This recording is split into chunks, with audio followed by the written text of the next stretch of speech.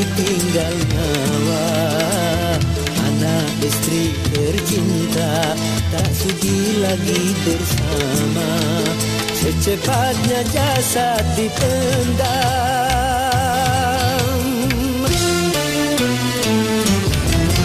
Secepatnya jasad dipendam karena tak lagi dibutuhkan. Diri yang semula dipuja kini bangkai tak berguna.